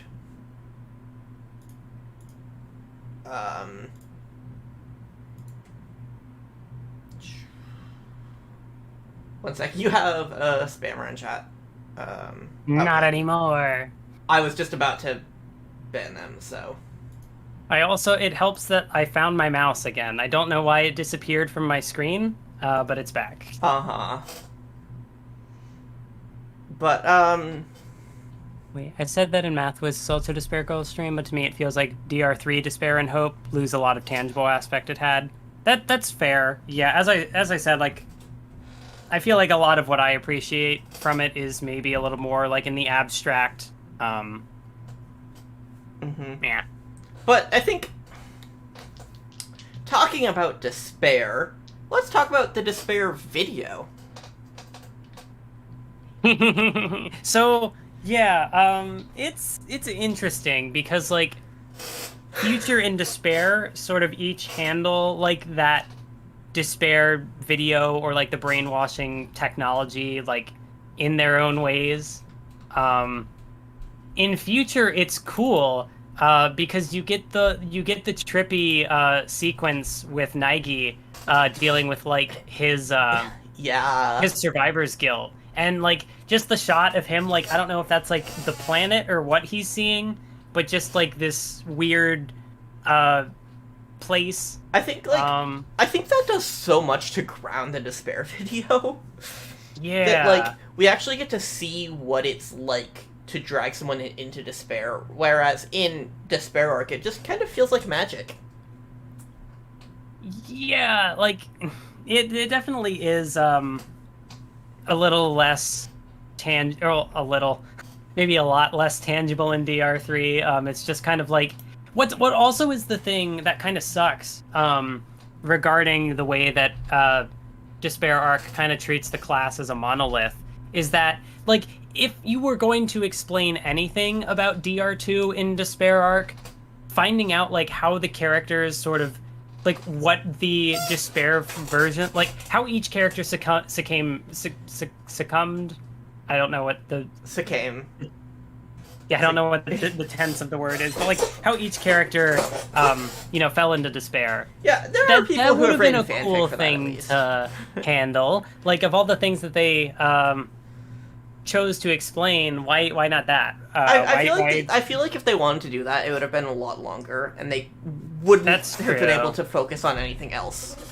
Which, maybe they shouldn't have, but I feel like at that point we're getting into, like, completely restructuring the anime.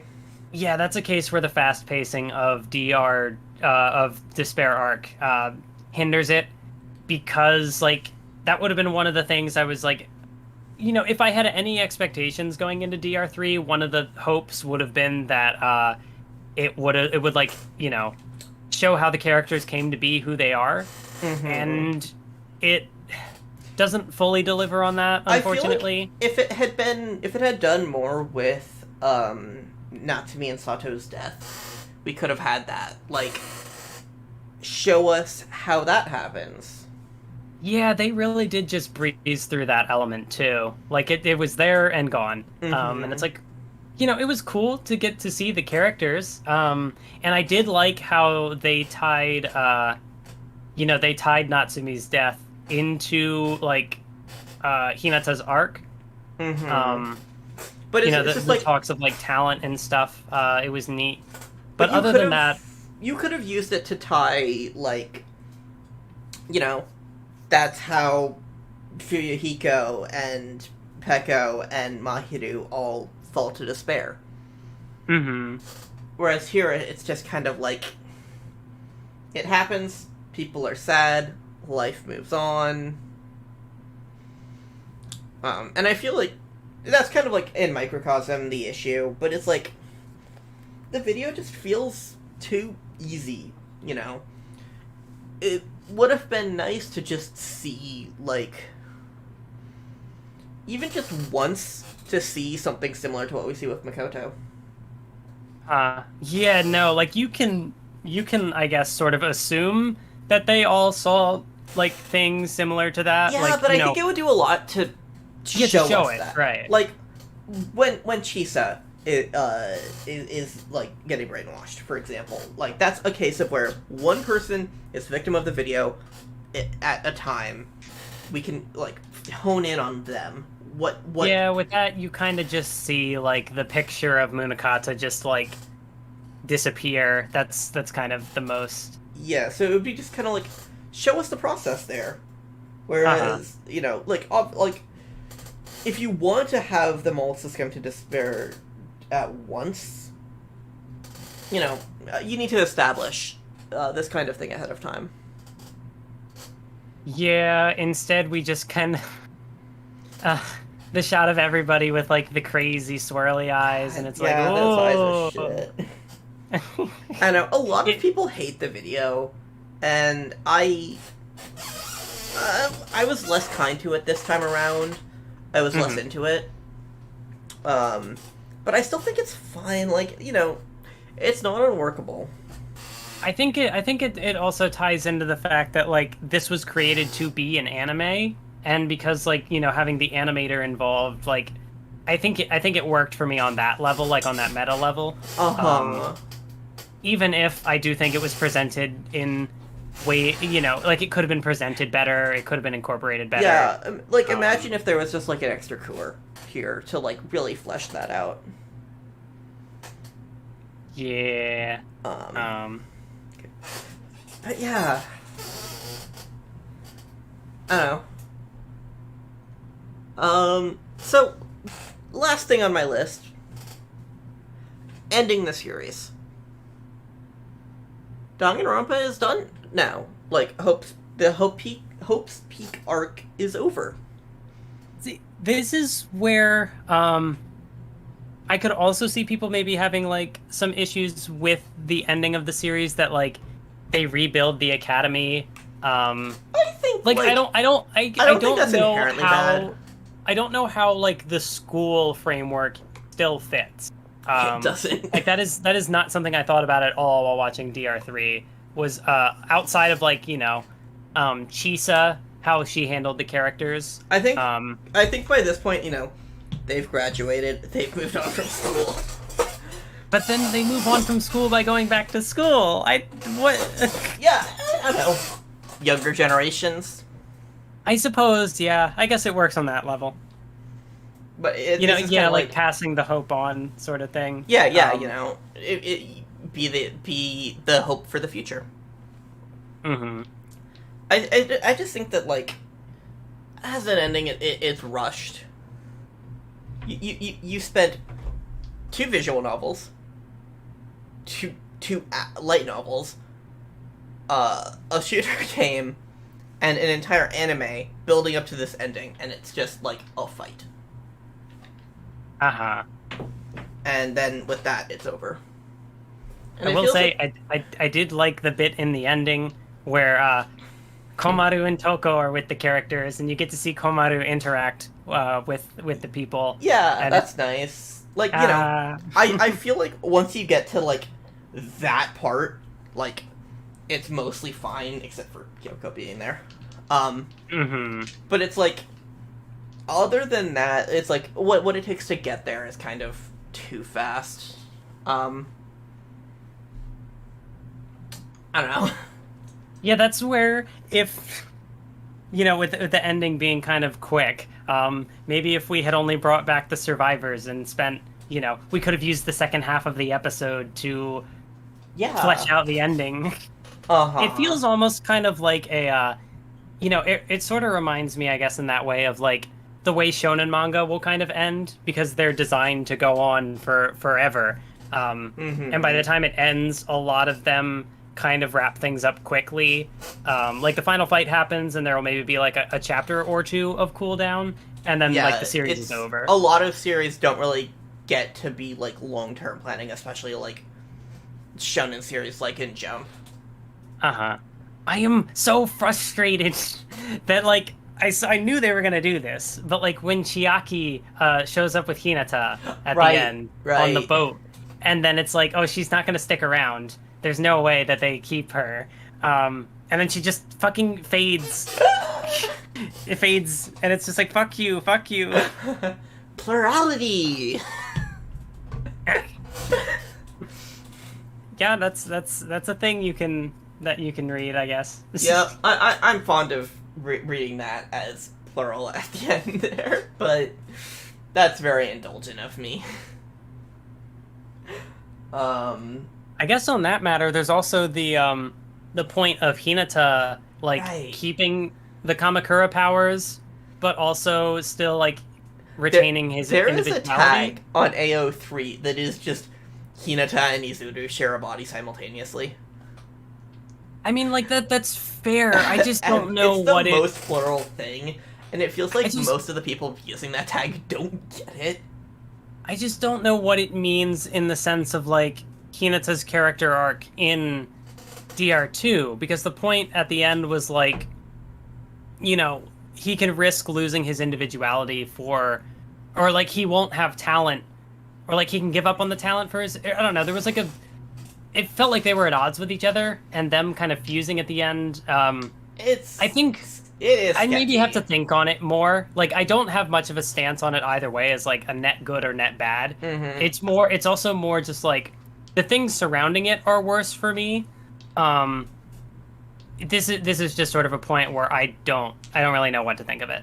Yeah, that's fair. I've had plenty of time since my first viewing to think about things, so. Also, but the little part where, like, him walking past Naegi, and it's just like, the two protagonists, they're doing the thing. Yep. It was cool. Also, he's just, Naegi is small boy. Yeah.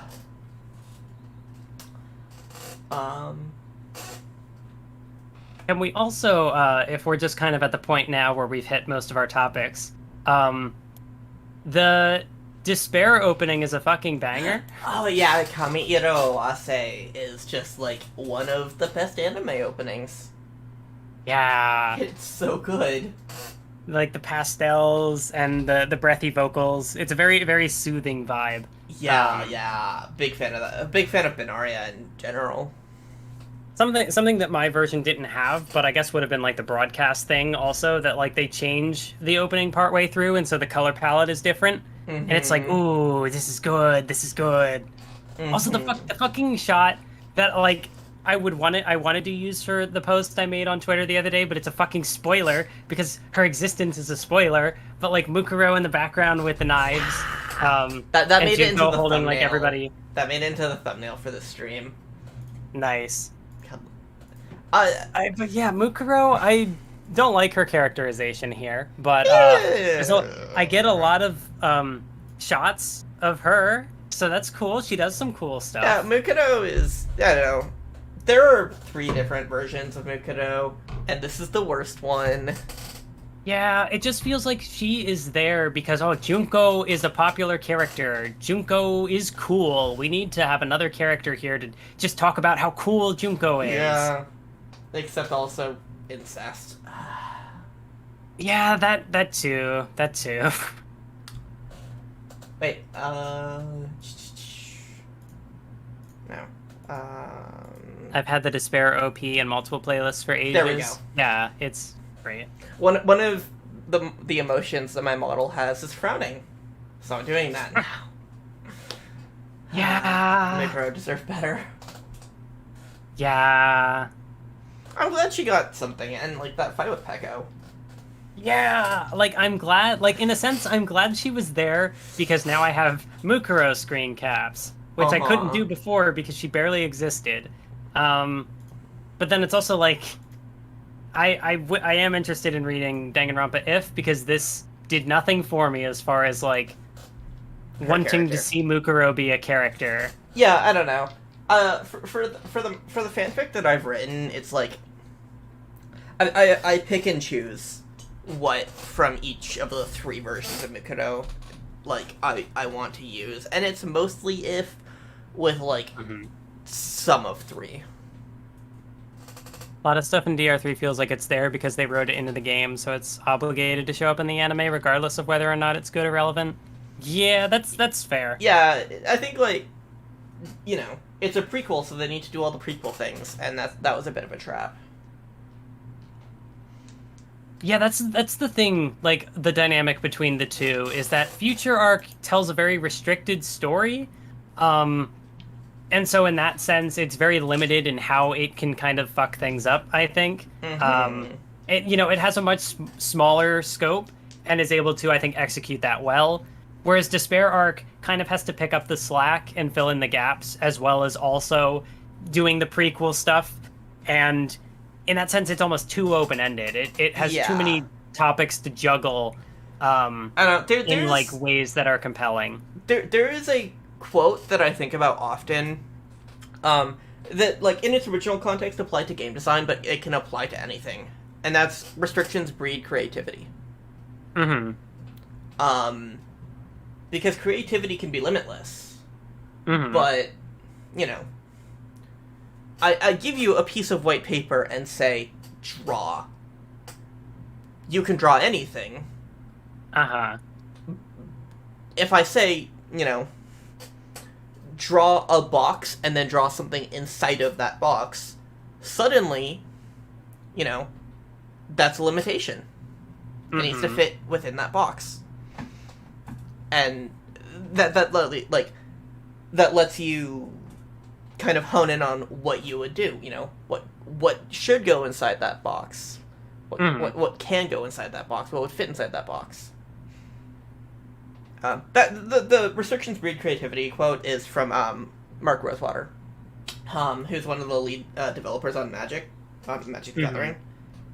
And I think, like, I just think it's a very good quote as far as, like, creativity goes in any kind of field. That, like, you can't just tell a limitless story. And I don't think that was, like, I don't think Despair Arc was entirely limitless. But I think it needed more limits. I think it needed more restrictions. I also found my other Komida gun screen cap.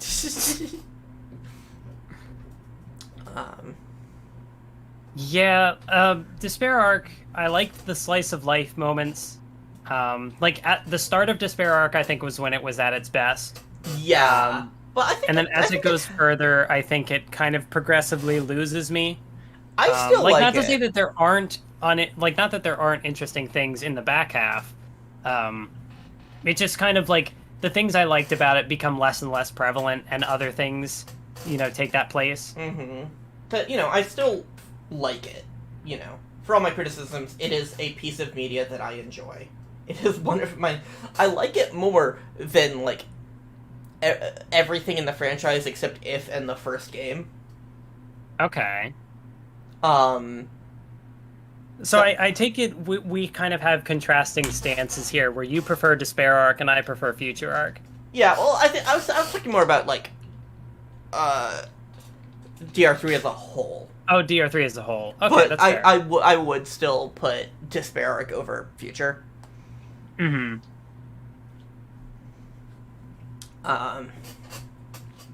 But yeah, God, we've been going for...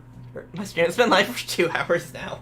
That's about the range I expected us to hit, considering the Ultra Despair Girls one was a little shorter than that. The Ultra Despair Girls one was like an hour long. I thought it was a little closer to an hour and a half. My memory sucks. My memory sucks too. Yeah, okay, my stream has hour and 22 minutes, but also I, like, started early and stuff, but, I don't know. Yeah. Do you have anything more to say? After all this? Yeah, Danganronpa 3, good. Yeah, it's good. I liked it as, like, an ending to the franchise. Yep. Maybe could have been better. Definitely not perfect. But it gave me it gave me more material I liked than I disliked. And I think at the end of the day, that's what matters. Yup. So before we go, one last thing. We are going to be playing the Danganronpa V3 demo on Wednesday, and then starting V3 on Sunday. Yeah. What do you think of that? I don't know what to expect out of the demo, because from what I think I remember being told, it kind of goes through the cast investigation trial thing. So I don't know how that will relate to, like, the first chapter of the game. It's totally its own story. Okay. V3 is gonna be interesting, because again, much like Danganronpa 3, I've heard conflicting opinions from you and from chat. I will be doing my best to be positive. I don't want to be negative the entire time. There are a few places where I'm going to be like, I will go off. But outside of those, I will do my best to be positive, because it's been a while since I've played. And I'm curious to see if I'll feel different about certain things. Like, there are certain things I know I won't change my mind on. But there are other things that, like, will I like them more now? So that'll be interesting to see. I do, I do want to make it stated on stream, because, I mean, I won't be backing down from it, but, just windmill slamming, Junko is the mastermind for V3. I know it's a reboot, I don't fucking care. I don't trust this franchise. Junko's the mastermind. That is I'm locking it in. I haven't even started the game. I don't know the cast. I know nothing about V3 beyond the fact that it's a reboot. Junko is the mastermind. Junko isn't even a character in V3. God. It's going to take a lot to convince me. We have talked about this in DMs. We have fucking talked about this. Junko is the mastermind. God. Maybe the game will convince me that is not the case partway through, but that is the assumption that I'm going in with. It will have to work me from that. I think the game will convince you that Junko is not the mastermind. Okay. I think that by like midway in chapter 5, you will realize that Junko is not the mastermind. Mm-hmm. See, like, this is my mentality going into V3. Like, in Danganronpa 1, I think I mostly was following along with stuff. I never really got too lost, other than, like, you know, Illuminati. DR2, my life was a joke. If I was right, it was because I was on some bullshit, and the game was on some bullshit. Danganronpa V3, I will be boldly wrong. I will be more wrong than I've ever been wrong before. I can't wait to see what you're gonna actually end up being like. Because V3 is a very interesting game. It does a lot.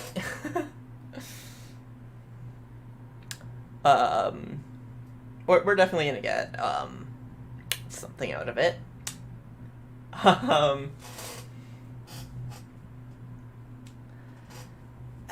So, yeah. I guess we're done. DR3 good. Yeah, Danganronpa I enjoyed good. Raven, I'll probably talk more about the characters the V3 characters I like during the demo I'm stream. excited just to see the cast. Yeah, I'm looking forward to that too, and I'm glad that we're going to be streaming it this time. Mm-hmm. And also, like, that's going to be our... Unless they announce a new Danganronpa game, like, while we're playing V3, that's gonna be our last of the like, Danganronpa streams, so... Yeah, I mean, maybe Tokyo Games will do something with that, hopefully. But... So yeah, I'm looking forward to, we've been doing this since, like, January. Yeah. So it'll be exciting to finally, like, wrap up the saga. Yeah, we're coming up on, like, 6 months. I think by the time we're done, it will have been 6 months on this. Uh-huh. Which is a lot. But yeah, thanks everyone for coming by. Do you plan to do any streams for Akudama Drive or other Tokyo games? I might do that. Mathwiz, do you care about Tokyo?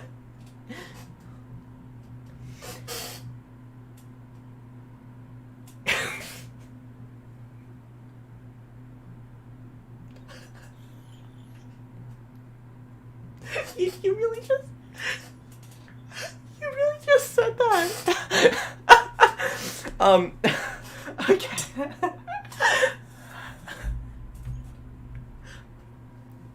Okay, so Tokyo Games is a company founded by Kazutake Kodaka of Danganronpa and Kotaro Uchikoshi of Zero Escape. And I am a fan of both of those people. World's End Club was made by Tokyo. Yeah, Akudama Drive was an anime. It was anime original. I don't know, we watch it and then talk about it in this style? We could do that.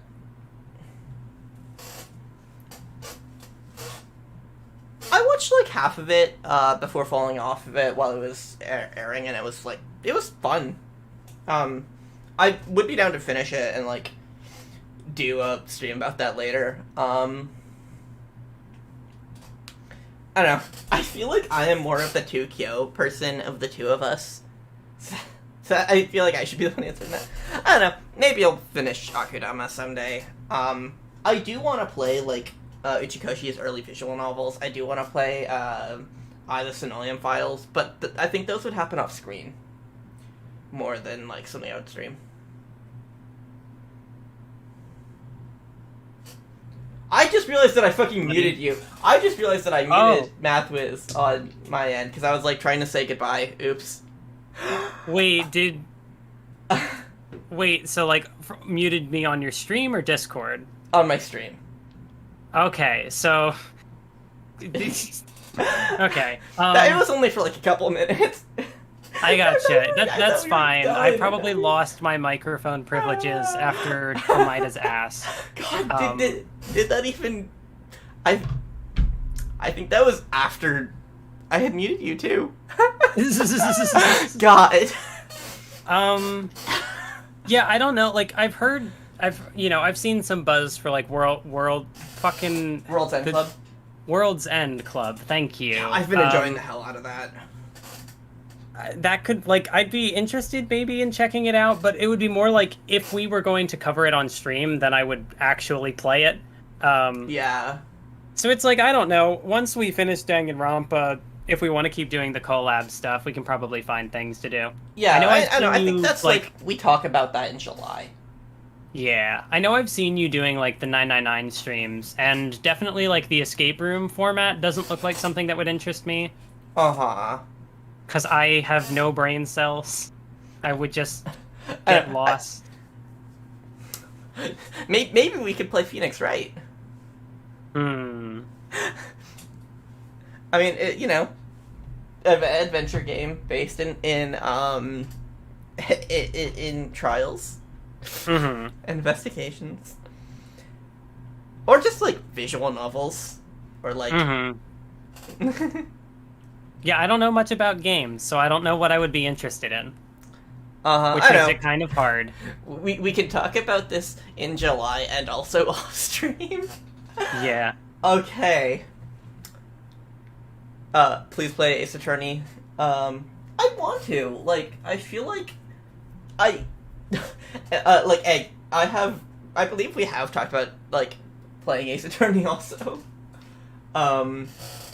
I will probably end up playing Ace Attorney. At some point. No, Raven, you should check out World's End Club on your own. Like, don't wait for us. It is a very good game, and you should check it out. Okay. I'd also imagine that would make it funnier if you have context on the game, if I did play it, because then everybody could make fun of me. Yeah, because it's very much Uchikoshi's bullshit, more than Kodaka's bullshit. If I've said bullshit stuff for Danganronpa games, I'd imagine that would carry over to many things. I want to make especially if it has similar writers. Kazutaka Kodaka did work on it, yes, and his fingerprints are there. It's more Uchikoshi was the actual writer, and his fingerprints are very much there. But like, both of them are very present in the work. Remember, like, 10 minutes ago when we were like, we're gonna go?